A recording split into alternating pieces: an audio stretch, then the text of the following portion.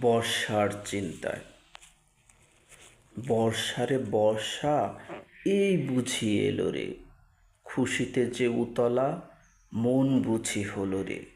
ঝিনিঝিনি শব্দে কান খাড়া করি যে, বৃষ্টিতে ভিজব খুব মজা করে রে। হই হই রই রই বন্ধুরা এলো রে, পিছিল পিছিল খেলা খেলবো কত মজা করে রে।